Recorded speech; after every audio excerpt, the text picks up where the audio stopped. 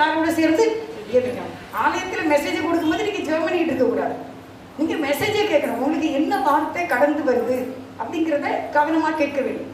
ஐயா பாஸ்டர் நீங்கள் எங்கே போகிறீங்களோ ஜெபிக்கும் போது நம்ம ஜெபத்தில், ஏன்னா இருவர் ஒருமனப்பட்டு ஜெபிக்கும் போது அந்த ஜெபம் கேட்கப்படும். அப்போ நீதிமான் பாடி மகிழ்ந்து கர்த்தரை நம்புவான். இன்னையிலிருந்து போய் என்ன செய்ய போறீங்க? பாட்டை நல்லா படிக்க போறீங்க. நீங்க நம்ப போறீங்க. கர்த்தர் உங்களை என்ன செய்வார்? கண்டிப்பா மேன்மை பாராட்டுவார்கள். மேன்மை பாராட்டக்கூடிய அளவுக்கு கர்த்தர் உங்களுக்கு அதிசயங்களை செய்வார். சங்கீதம் 97:11. சங்கீதம் 97.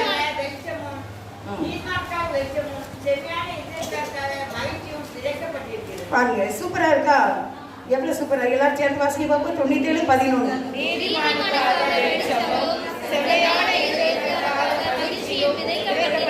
ஆமாம்மா, உங்களுக்கு ஒரு மகிழ்ச்சியும் ஒரு என்னதான் வெளிச்சமும் செம்மையான இருதயத்திற்காக மகிழ்ச்சியும் விதைக்கப்பட்டு இருக்கிறது. விதைச்சா கண்டிப்பா என்ன செய்யும்? நம்ம பிள்ளைகள் ப்ராஜெக்ட்டுக்கு இந்த செடி வளர்த்து கேட்பாங்க.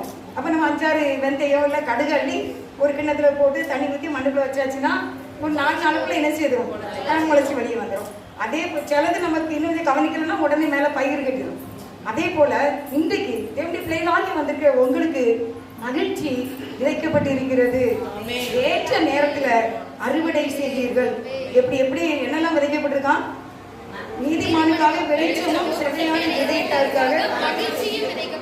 உங்களுக்கு விதைக்கப்படும். சீக்கிரமா அது முளைச்சி ஒரு பெரிய பலனை கொடுக்கும். இதே இடத்துல நீங்கள் சாட்சி சொல்வீர்கள். கண்டிப்பா உங்கள் பிள்ளைகள் வாழ்க்கையில குடும்பங்களில நிச்சயமாக தேவன் அற்புதங்களை செய்வார். வேதம் சொல்லுகிறது நிறைவேற்றுவார். அடுத்து நீதிமொழிகள் 12:21. நீதிமொழிகள் 12:21.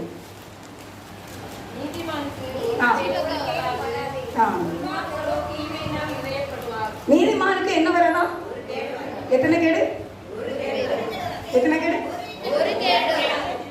ஸ்ட்ராங்கா நிக்கணும். வசனத்தை பிடிச்சிட்டு ஆண்டோட எப்படி நிக்கணும்? நான் நீதிமான் உங்களுடைய கிருபையினால. இப்ப நம்ம பாவத்தை மன்னிச்சுடுங்கன்னு கேட்டுட்டோம். உடனே யார் தான் நீங்க? நீதிமான். நமக்கு ஒரு கேட்காது. அல்லேலூயா சொல்லிடணும். ஆண்டோட இயேசுப்பா வாங்க, நீங்க தான் சொல்லியிருக்கீங்க, வேதத்தையும் முக்கியப்படுத்திருக்கீங்க. நானா பயப்படுறேன், கவலைப்படுறேன், கனவுலையே புலம்புறேன், கனவா காண்கிறேன், என்னென்னமோ கனவா காண்கிறேன்.